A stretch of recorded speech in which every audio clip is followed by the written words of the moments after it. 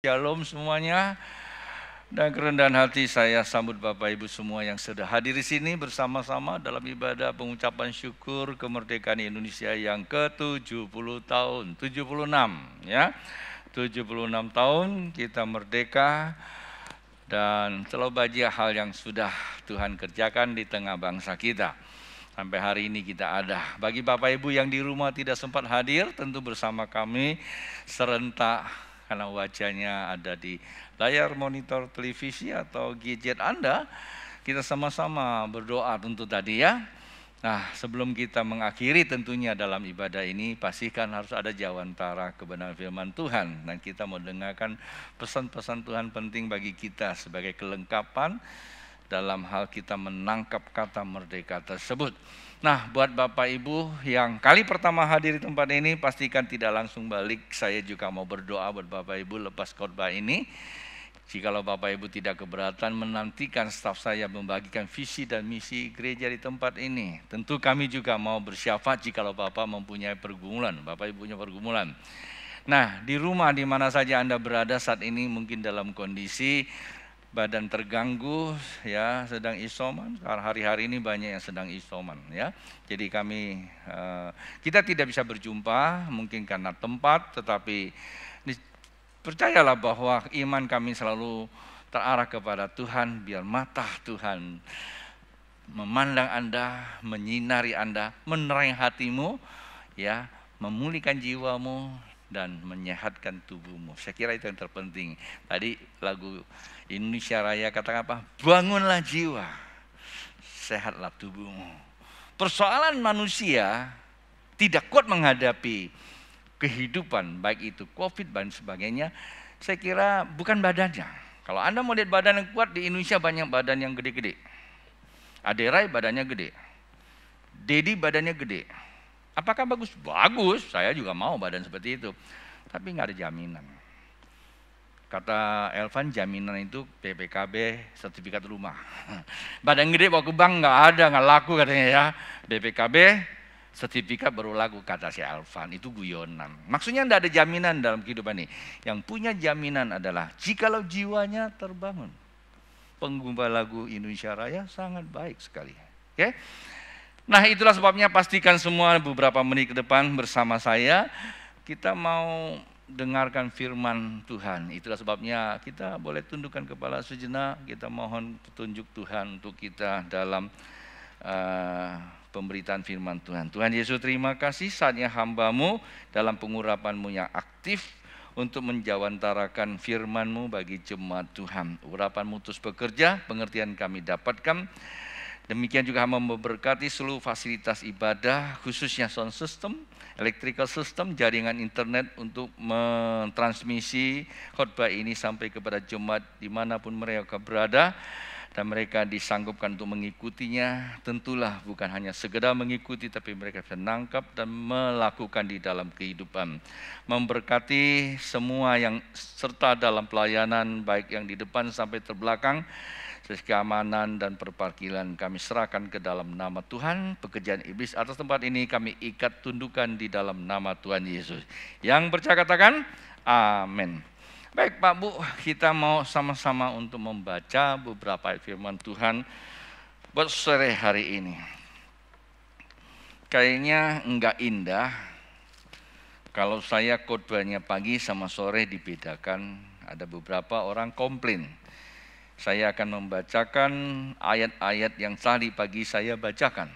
Kemudian beberapa pesan, jikalau ada pesan khusus pada sore saya tambahkan. Pak Bu, kalau Anda bawa gadget, ya tidak usah dibuka lah ya, karena di layar pasti akan ditayangkan. Galatia pasal yang kelima, ayat yang pertama, dan seterusnya saya akan bacakan. Saya hanya mengutip 5 ayat dari pasal ini sebagai landasan untuk bahan pemikiran kita. Dan demikian keluar dari pemikiran itu ada hal-hal yang kita perlu pelajari, akan kita lakukan. Nah, kita berkata demikian, supaya kita sungguh-sungguh merdeka, Kristus telah memerdekakan kita. Karena itu berdirilah teguh dan jangan mau lagi dikenakan kuk perhambaan. Sesungguhnya aku Paulus berkata kepadamu, Jikalau kamu menyunatkan dirimu, Kristus sama sekali tidak akan berguna bagimu. Sekali lagi aku katakan kepada siapa orang yang mau menyunatkan dirinya, bahwa ia wajib melakukan seluruh hukum Taurat. Kamu lepas dari Kristus jikalau kamu mengharapkan kebenaran oleh hukum Taurat. Kamu hidup di luar kasih karunia. Sebab oleh roh dan karena iman, kita menantikan kebenaran yang kita harapkan. Sama-sama katakan apa? Amin. Pak, Bu, yang di sini maupun di rumah, saya mau bertanya. Seringkah dengar ada kalimat demikian? Bukankah bangsa kita sudah 76 tahun merdeka? Apakah bangsa kita ini merdeka karena kita begitu bangun tidur tiba-tiba dapat anugerah? Enggak. Pengertian saya kemerdekaan Indonesia ada dua, tapi mungkin yang lain ada yang lebih, enggak masalah. Yang pertama, bangsa kita merdeka karena memang Tuhan memerdekakan bangsa kita. Ya enggak apa-apa ya. Malaikat pasti bersorak-sorai karena memang ini pekerjaan Tuhan. Yang kedua, bangsa kita merdeka karena rakyat Indonesia ingin merdeka. Maka begitu founder kita, presiden pertama mendeklarasikan Indonesia, ya, memproklamirkan Indonesia merdeka serentak dari Sabang sampai Merauke, ya, seluruh Indonesia. Walaupun beberapa provinsi memang ada pergumulan atau pergulatan, itu nggak jadi masalah. Tapi nyaris Nusantara kembali ke pangkuan Ibu Pertiwi, Indonesia Raya yang tadi kita nyanyikan itu. Karena kita mau merdeka. Apa maksudnya? Artinya memang ada yang berjuang. Itu yang pertama. Kedua, pernahkah mendengar ada statement berkata demikian? Pendahulu kita sebagai pejuang disebut apa namanya? Pahlawan. Founder kita, founder Indonesia telah memerdekakan. Lalu bagian Anda dan saya apa? Dia kata, isilah kemerdekaan tersebut. Tugas Anda dan saya mengisi kemerdekaan supaya kemerdekaan semakin hari semakin mulia di hadapan Allah sang pemberi. Dan kedua apa? Jadi berkat bagi bangsa-bangsa. Kalau kita membuka kembali kutipan daripada 36 butir lembaran kemerdekaan itu dikatakan bahwa bangsa kita menganut kemerdekaan yang bebas. Karena kemerdekaan itu hak segala makhluk di dunia ini. Ya saya nambahin makhluk, sebenarnya manusia. Termasuk nyamuk juga mesti merdeka kan? Jangan semprotkan baygon sayang. Oke, ini lari kemana-mana lagi. Artinya bangsa kita memang menganut kebebasan. Tak satu negara yang boleh menjajah. Tak satu pun bangsa dan apalagi yang disebut rakyat Indonesia boleh terjajah atau tersandera sebuah sistem yang keluar dari tatanan kebenaran, termasuk ibadah. Termasuk ibadah. Ya, ini tambahan saya. Nah, karena itu tugasnya kita itu mengisi kemerdekaan. Jadilah berkat dalam kemerdekaan bangsa kita. Elok kalau hari ini saya dapat banyak message dari teman-teman, baik yang dari luar negeri, dan mereka semua menyuruhkan kebenaran yang memerdekakan. Ya, saya meletakkan sebagai tema ucapan syukur, kebenaran memerdekakan. Sekali lagi, kebenaran memerdekakan. Indonesia sudah merdeka. Tugas Anda dan saya harus mengisi kemerdekaan itu dengan apa? Hidup dalam kebenaran. Pak, Bu, ngertikah? Kebenaran itu merupakan sebuah nilai hakiki, absolut dalam kerajaan Allah. Maka ditanya, apa sih itu kerajaan Allah? Yaitu kebenaran. Nilai-nilai kebenaran itu menjadi nafas keilahian Allah. Begitu Anda melihat keilahian Allah, nafas Anda itu adalah kebenaran. Tidurnya pun Anda benar, mimpinya benar, enggak macam-macam. Ya, kira-kira seperti itu Pak Bu. Karena kebenaran itulah memberikan kita damai. Enggak bosan-bosan loh Pak Bu. Saya itu selalu bilang, kalau Anda benar, hidupmu pasti damai. Enggak ada musuh dalam hidup ini. Masih ngerti? Ya maksud saya, memang enggak ada musuh, pasti damai. Kalau kita merasa benar, siapa yang kita lihat salah?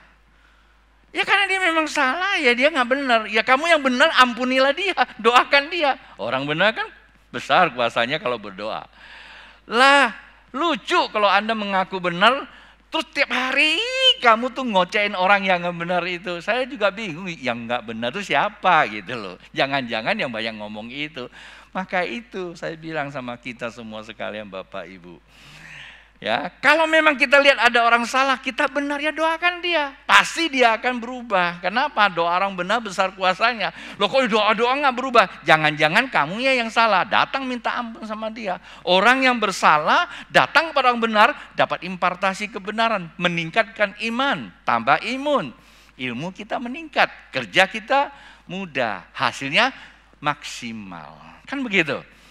Maka itu jangan suka dekat-dekat sama orang yang banyak ngomongin orang salah, tapi dia sendiri nggak pernah buat kebenaran. Anda dekat-dekatin, lambat atau cepat Anda akan tertular. Alkitab berkata apa? Pergaulan yang buruk merusak kebiasaan, buruk juga. Anda memang udah buruk kok. Ya kalau yang baik nggak dirusak, nggak mungkin loh orang yang benar bisa dirusak.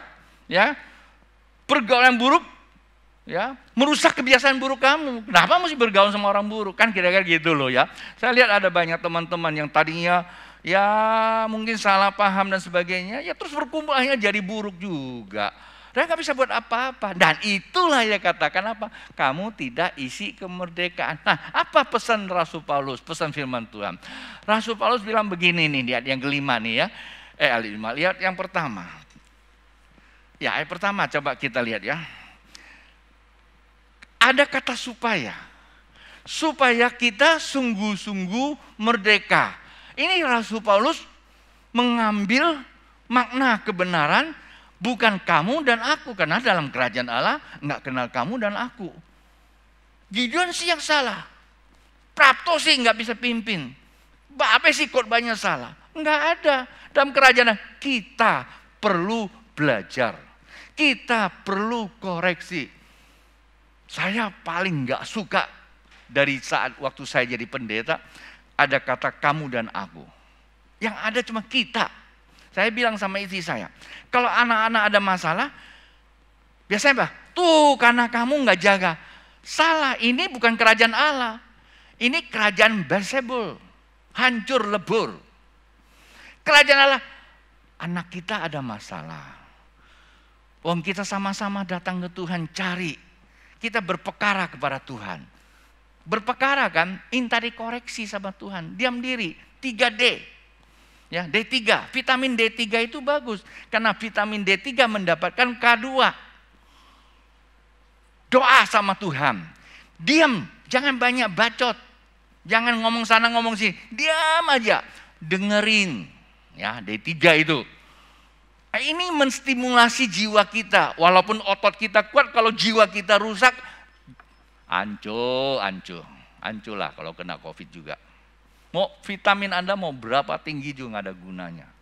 Anda mau pakai dosis berapa nggak ada gunanya. Kalau jiwanya rusak, bangsa kita punya lagu bagus, nyanyiin aja. Bangunlah jiwanya dulu, baru terbangun badannya. Nah itu vitamin D3 itu. Dia doa, diam, dengar. Nah dari situlah kita akan apa? Ngedapetin kasih karunia. Nah K2 itu. Ya Pak ya. Tapi D3 K2 ini kerajaan Allah punya, ya. Bukan vitamin D3 K2, bukan. Boleh sih, nggak salah, saya nggak anti, saya juga minum. Tapi semua itu hanya sebagai kelengkapan. Yang terbaik itu datang dari Tuhan, ya, datang dari Tuhan. Nah, Alkitab katakan kita sungguh-sungguh merdeka. Pak Bu, kita ini orang Indonesia, bahasa Indonesia ngerti loh ya. Kalau yang sungguh-sungguh berarti apa? Ada yang nggak sungguh-sungguh. Kalau kita nggak sungguh-sungguh, apa yang terjadi? Tuh kalimat yang kedua tuh, anak kalimat kedua. Karena Kristus telah memerdekakan kamu. Ya kalau kita mau ibadah, sungguh-sungguh ibadah. Karena gereja sudah buka pintu. Darah Kristus berlaku. Jangan mau, enggak. Ini kontradiksi jadi dikotomi. Ibadah nggak dapat apa-apa. Ini sedikit pesan ya. Salah satu contoh. Kalau kita sudah ngerti tentang kemerdekaan, itu bukan karena kita. Kita ini cuma hanya mewarisi. Kristus telah memerdekakan kita, bos. Bukan perjuangan kita. Itulah sebabnya kita sungguh-sungguh merdeka. Lalu anak kalimat ketiga, karena itu. Kalau kata karena itu dalam bahasa Indonesia mengacu kepada sebelumnya. Mengacu kepada apa? Mengacu kepada dua. Kepada sungguh-sungguh, kepada telah. Kalau yang karena itu, karena apa? Karena itu jangan lagi memperbudakkan diri. Memperhambakan diri. Dalam Alkitab seringkali dibilang hamba itu apa?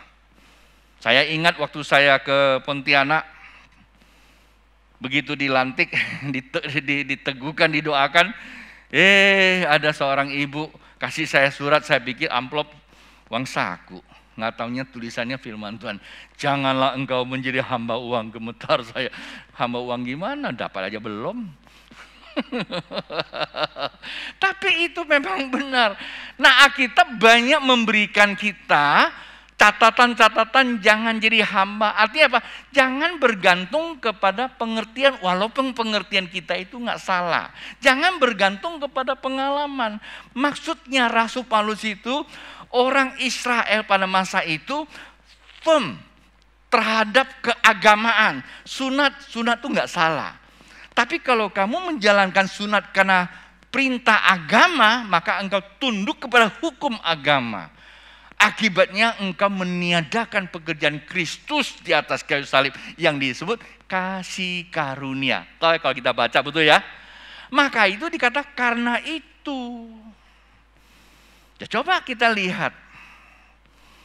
Apakah kita sungguh-sungguh merdeka dalam kehidupan ini? Kadang-kadang kita masih bergantung kepada pengertian kita. Pengertian yang diwariskan dari nenek moyang kita salah nggak salah. Jikalau pengertian yang diwariskan nenek moyang kita sudah tidak bisa lagi menolong kita, sudah tidak relevan lagi buat kita, jadikan itu sebagai nasihat. Mari kita kembangkan sesuatu berdasarkan potensi dan kemampuan kita kekinian, sesuai dengan kebenaran dan relevansi kepada zaman yang sedang berlaku. Salah satu contoh tentang soal dagang. Anda ikutilah gaya lama, nanti tutup semua. Orang akan mungkin lagi datang. Ngerti ya? Maka berdoa sama Tuhan, tanya. Saya mau buka usaha apa? Jangan tetangga laku, kamu ikut. Iya dia laku karena sudah berapa tahun. Saya ingat ada beberapa orang pengen buka gereja. Enak loh, Babe. Diberkati Tuhan luar biasa. Gerejanya besar, uangnya banyak, keluar negeri itu. Ya ampun. Buka gereja karena ukuran Babe. Saya bilang itu jalat loh. Saya bilang kalau kamu nanya saya, terus terang aja, saya lebih pilih jadi pengusaha. Bener, lebih pilih pengusaha. Kenapa? Nggak ada yang larang saya. Saya mau pecat anak buah, saya pecat. Ya kan? Buat apa saja hak saya kok. Uang saya kan. Kalau ini gimana? Pakai baju kekerenan dibilang makan uang jemaat. Nggak pakai baju, nggak diberkati katanya. Susah kan? Nah, kira-kira begitulah ya. Tetapi oke lah apapun alasannya saya katakan kepada kita semua. Karena kita memaknai ini adalah perjalanan hidup kita. Oke? Nah itulah sebab masing-masing kita cek. Apakah hidup kita ini bergantung kepada pengalaman kita. Pengalaman jadikan itu sebagai pelajaran. Jangan jadikan kebenaran. Kebenaran tetap adalah absolut, adalah firman ilahi yang kita baca, simak, dan kita lakukan. 3D itu yang terpenting. Pasti kita merdeka. Amin. Nah saya coba untuk mengkonstruksikan kembali seluruh kata merdeka dalam perspektif Alkitab itu apa sih? Nah ada beberapa contoh. Tapi saya ambil satu contoh. Ada di Yohanes pasal yang ke-11 ayat yang ke-44. Yohanes pasal 11 ayat 44 ini kisah tentang Lazarus yang telah mati. Kalau kita membaca seluruh kitab tentang Lazarus, narasinya, waktu Marta dan Maria memberikan message, ya, WA ke Tuhan Yesus, begitu dibaca oleh Tuhan Yesus, saya gunakan istilah WA ya, zaman dulu bukan WA kali ya. Waktu dibaca sama Tuhan Yesus, Tuhan bilang apa? Nah, kalau bisa kita baca yang 4, ya, ayat 4 dulu. Ayat keempat itu bagus. Bukanya begini enak, ya, ayat keempatnya. Boleh tolong enggak? Ketika Yesus mendengar kabar itu, siapa kabarnya? Lazarus sakit dalam isi berita. Lalu apa jawabnya? Ia berkata, penyakit itu tidak akan membawa kematian. Ya udah, nggak bawa kematian kan selesai. Betul enggak? Tetapi akan menyatakan kemuliaan Allah, sebab oleh penyakit itu anak Allah akan dimuliakan. Nggak ada bawa kematian. Justru dengan penyakit, nama Tuhan akan dipermuliakan. Anak Allah dipermuliakan. Tapi kalau di ayat 44 gimana? Coba kita lihat 44. Ayat 44. Nah, orang yang telah mati itu datang keluar. Siapa itu orang yang mati? Halo? Siapa? Lazarus. Kontradiksi enggak? Enggak, ini paradok. Kalau Anda membaca kembali kalimat pertama, penyakit tidak membawa kematian. Walaupun mati, tetapi bangkit. Maka akulah hidup, ya, akulah kebangkitan dan hidup. Yang mati akan hidup dan bangkit. Nah itu dia. Dengan peristiwa ini nama Tuhan dimuliakan enggak? Ya kita ngomong hari ini kan, betul enggak? Ya kita ngomong berarti sedang memuliakan nama Tuhan. Ketika saya menjawantarakan kebenaran ini, sebenarnya saya bukan sedang cerita diri saya loh. Ya, saya sedang ceritakan tentang Yesus Kristus itu. Supaya jemaat yang di sini di rumah dengar bahwa Yesus itu loh. Nah, dia katakan apa? Bahwa orang yang telah mati itu datang keluar. Keluar enggak? Keluar. Udah mati masih bangkit. Tetapi ini nih anak kalimat berikutnya. Kaki dan tangannya masih terikat dengan kain kapan. Dan mukanya tertutup dengan kain peluh. Kata Yesus kepada mereka, ngapain? Bukalah kain-kain itu dan biarkanlah ia pergi. Kalau nggak dibuka bisa pergi nggak? Bisa. Bawa ke Cina, tempelin, tek langsung nih. Itu namanya apa itu? Pocong apa namanya? Kalau Cina punya? Yang di Cina apa namanya? Oh, mampir. Vampir. Vampir, suka mampir sana, mampir sini. Bukan zombie ya. Mirip lah timur dan barat, memang ada aja di mereka. Itu semua hanya tipu daya penghiburan aja. Maksudnya apa sih Pak Bu? Artinya ketika Lazarus dikatakan bangkit berarti merdeka toh? Hidup kan, benar nggak? Tapi belum sungguh-sungguh merdeka. Ada tugas Tuhan secara keilahian disebut apa? Lagu tadi apa? Tadi lagunya apa? Yang terakhir itu? Lagunya gimana yang terakhir? Bagi Tuhan. Mujizat masih ada, masih nyata. Nah, kalau yang sifatnya tidak mungkin bagi manusia, bagi Tuhan tiada mustahil. Kebangkitan, kemerdekaan yang holistik dan absolut yang nggak mungkin dikerjakan oleh manusia, dikerjakan oleh Tuhan. Bukankah di dalam kehidupan kita ketika kita percaya Yesus, sesungguhnya kita telah dimerdekakan dari semua persoalan. Termasuk hutang-hutangmu. Enak banget ya. Termasuk rezekimu.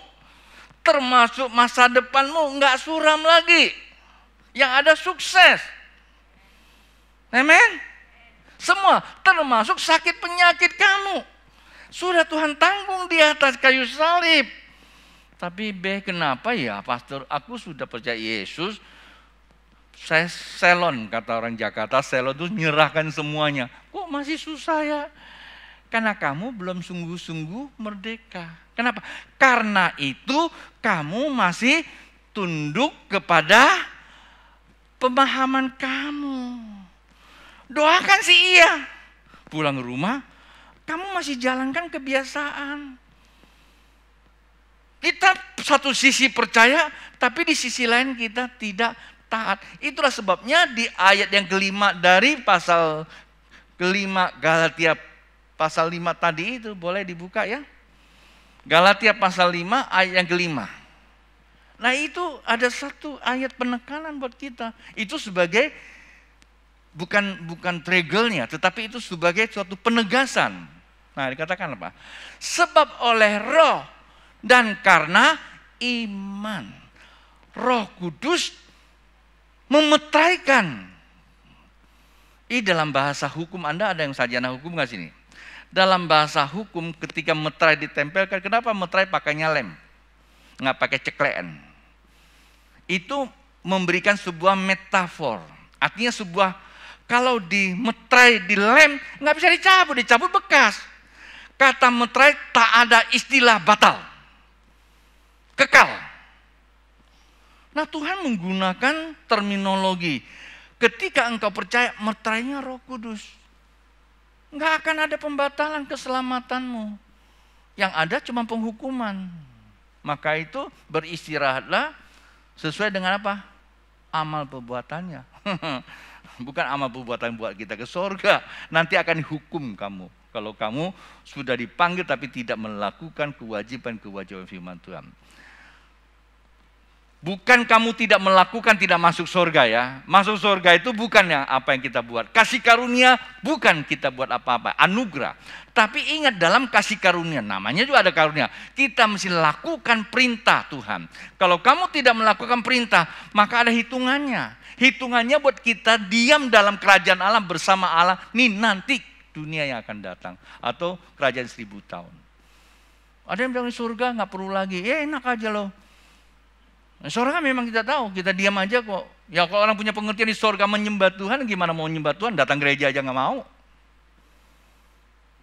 Kira-kira itu kan? Alasan COVID. Nanti sampai sana, Tuhan Yesus, aku pengen WA pakai online aja katanya.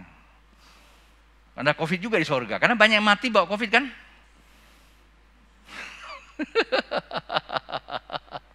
Ayo dah, ya jangan pakai pengertiannya. Itulah dikatakan kita belum sungguh-sungguh merdeka, Pak, Bu, ya. Yang di sini apa di rumah. Kata sungguh-sungguh merdeka itu dikatakan oleh iman kita apa? Menantikan kebenaran yang kita harapkan. Maksudnya apa itu kebenaran kita harapkan? Coba kita lihat, ini ayat penutup 2. Ya, ada 2 ayat. Yohanes pasal 8, tolong dibukakan. Ayat yang 31.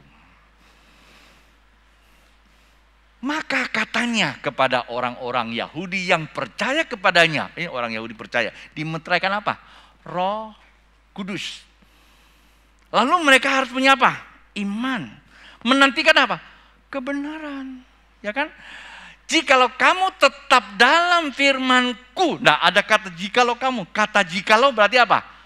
Ada kemungkinan kan enggak kan? Kata sungguh-sungguh jikalau ada perbedaan enggak? Hampir menerangkan sesuatu yang sama. Jikalau kamu tetap di dalamku, artinya kalau kamu sungguh-sungguh di dalam firmanku, maka kamu benar-benar muridku. Meterai Roh Kudus dalam diri kita, itu menjadikan kita itu adalah pengikut Kristus atau orang Kristen. Disebut apa? Parakristos, pengikut Kristus.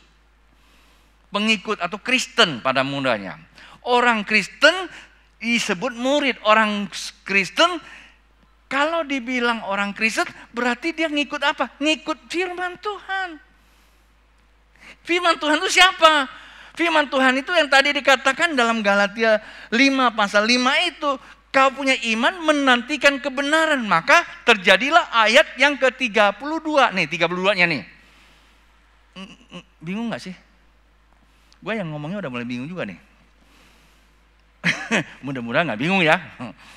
Enggak sih, kalau saya bingung gimana kalian. Ayo 32-nya 32. Ayat 32. Nah, dan kamu mengetahui kebenaran.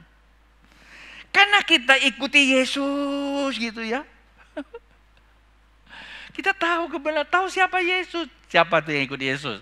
Kamu mau tahu nggak siapa ikut Yesus? Undang saya atau bawa saya makan es krim Anggi. Ya, siapa yang mau tahu cara ikut Yesus? Kita makan es krim Anggi, duduk terus kita lihat ke depan. Yang bawa kunci siapa? Petrus kan? Kenapa dapat kunci? Karena dia ikutin Yesus terus. Terus ditanya, Sus, itu terus. Petrus kan ditanya, Simon ya, Mon. Itu mereka ngikutin saya, tahu saya siapa? Yang lain siapa? Yohanes lah, Yesaya lah, Yeremia, nggak ada yang jelas. Simon, siapa sih saya sebenarnya? Engkau adalah Mesias anak. Karena dia ikut Yesus, dia kenal siapa itu kebenaran. Nah Yesus bilang, engkau itu bukan Simon lagi Petrus. Engkau masuk ke dalam kerajaan Allah, dapat kunci dia. Kuncinya itu apa? Dapat iman. Iman membuka kebenaran demi kebenaran. Makanya kebenaran itu bertolak dari iman, memimpin kita kepada kebenaran. Kepada iman yang lebih sungguh. Iman supranatural. Jadi sungguh-sungguh merdeka, artinya kita mesti lakukan firman Tuhan, Pak, Bu. Kadang-kadang kita kan ngertinya baca, terus kita kirim kasih teman. Waduh, sayang banget.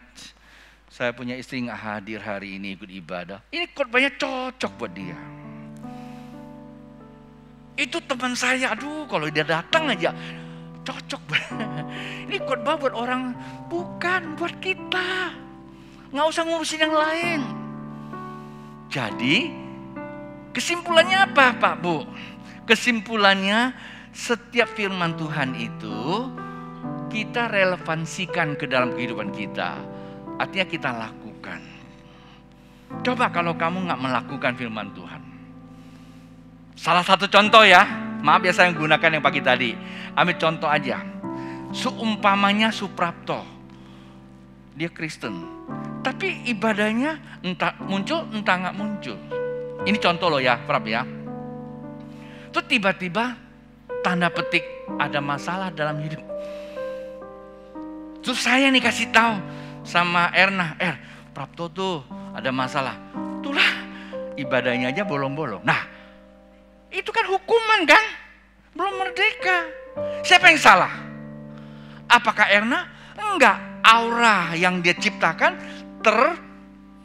tersebar. Lo Erna aja setahun dia bolong-bolong. Gimana lagi setan?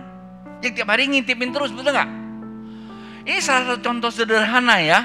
Contoh sederhana. Maka itu kadangkala orang akan begitu rajin cari Tuhan kalau dia punya masalah. Salah nggak? Saya pikir juga nggak salahnya. Justru banyak masalah buat kita banyak cari Tuhan mungkin ya. Tapi persoalannya bukan masalah hidup kita. Persoalannya adalah biarlah hati ini selalu ke atas. Maka anak Tuhan itu konteks daripada kebenaran dimerdekakan sungguh-sungguh. Pagi tadi saya memberikan statement itu 2. Kata anak Tuhan. Pertama, hubungan ke atas. Itu bicara apa? Personal. Personal itu buat apa? Personal worship with God is the love. Hubungan pribadi itu menyembah, ngalami energi kasih. Tapi kan kekristenan itu kan ada vertikal dan horizontal kan, salib gitu kan. Yang horizontal itu adalah komunal, ngerti komunal kan? Komunal itu berkumpul, ya. Komunal is the fellowship with together, ya kan?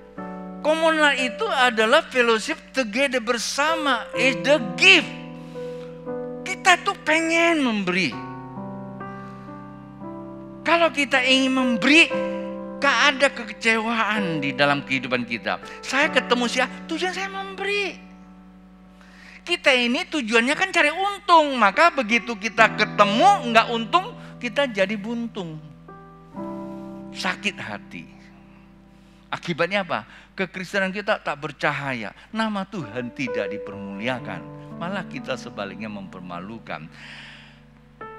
Jawantara firman Tuhan sore ini adalah kebenaran memerdekakan. Sungguh-sungguh merdeka.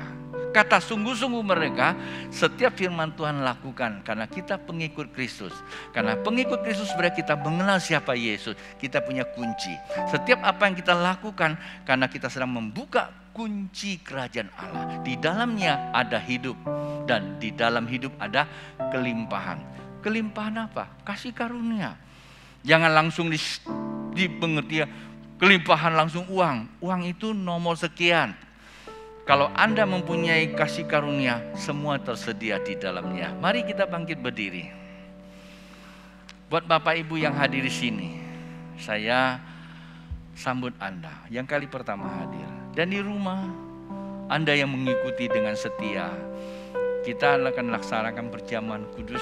Saya akan berdoa buat Bapak Ibu, mungkin dalam hari-hari ini sedang dalam pergumulan, mungkin penyakit, mungkin keluarga, mungkin usaha pekerjaan. Bahasa keimanan saya mengatakan, jangan takut. Ya, percaya bahwa Tuhan yang kita sembah, Dia hadir di dalam kehidupan kita. Akuilah, saat waktu Anda sedang menghadapi masalah penderitaan, saya selalu katakan penderitaan itu adalah sehat. Penderitaan sehat, benar. Kalau kita mau sehat harus menderita. Ya, Anda pernah ke seleo? Sakit nggak? Ke tukang pijit disakitin atau diulus-ulus? Ya kan? Disakitin. Menderita nggak? Menderita. Besoknya sehat. Tuhan sedang pijitin kita. Pandemi itu alat pijitnya Tuhan. Kata Pak Luhut Panjaitan, saya bersyukur kepada Tuhan. Sejak pandemi 1,5 tahun, saya kutip bahasa dia di TV. Sejak pandemi 1,5 tahun saya nggak pernah kena yang namanya haksi pilek. Biasanya tiap pagi dia haksi katanya. Sekarang enggak, kenapa? Tiap hari pakai masker, bersih hidungnya. Kalau nggak pakai pandemi, nggak ada pandemi, kita enggak. Kalau dulu kita nggak pandemi, nggak pakai masker, terus korek-korek. Nggak taunya tangan habis korek apa lagi. Terus masuk kuman, besok kanker. Kan banyak yang terjadi hal-hal kecil seperti itu kan. Bersyukur kepada Tuhan. Pandemi bukan musuh. Ya, itu dinamika kehidupan. Musuh kita siapa? Dalam diri kita sendiri. Pengertian kita yang kurang mengerti. Kita nyiksa diri, kita memperhambakan keadaan. Cari pandemi sebagai alasan. Karena pandemi kita mesti jadi kita memperhambakan diri kepada Dia. Mari berdiri teguhlah dalam kebenaran. Pandemi memang ada, tapi Tuhan saya lebih besar. Karena Dia telah memerdekakan saya sungguh-sungguh merdeka. Saya akan membawa kemerdekaan di dalam kehidupan ini, supaya nama Tuhan dipermuliakan.